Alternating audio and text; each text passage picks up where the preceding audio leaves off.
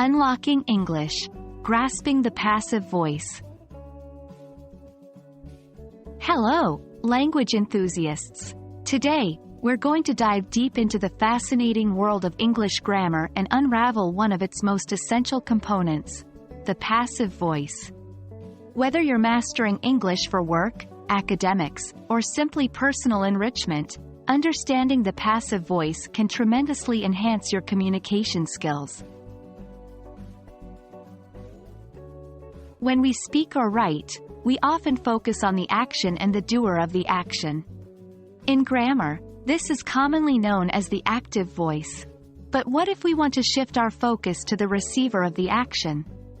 Enter the passive voice. In the passive voice, the subject of the sentence is acted upon by some other agent or by something unnamed. Let's look at an example. Active voice. John ate the apple. John is the doer of the action. Passive voice. The apple was eaten by John. The focus shifts to the apple, which received the action.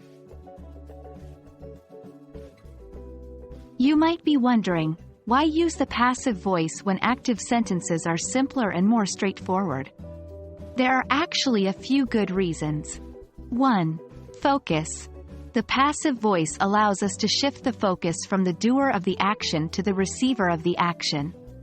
This can be particularly useful when the receiver is more important or interesting in the context. 2. Unknown or unimportant doer. In some cases, we might not know who performed the action, or it may not be important to specify. In such scenarios, the passive voice comes in handy. For example, my car was stolen. Here, the focus is on the event, the car being stolen, not who stole it. 3. Formality and politeness. The passive voice can often sound more formal or polite. For example, in business communication, a mistake was made, passive, can sound more diplomatic than, you made a mistake, active. Creating a passive sentence involves a few simple steps. 1. Make the object of the active sentence the subject of the passive sentence. 2. Use the appropriate form of the verb, to be. Am, is, are, was, were, being, been. 3. Add the past participle of the main verb. 4. Include the agent, doer of the action, if necessary, using by.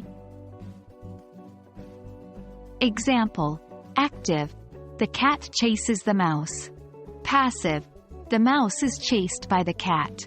Remember, not every sentence can or should be turned into passive voice. But it's a powerful tool when used appropriately. And there you have it. A deep dive into the passive voice in English. Remember, language mastery is all about practice. So, try creating some sentences of your own using the passive voice. And, as always, keep exploring, keep learning, and keep falling in love with the English language. Until our next grammar adventure, happy learning!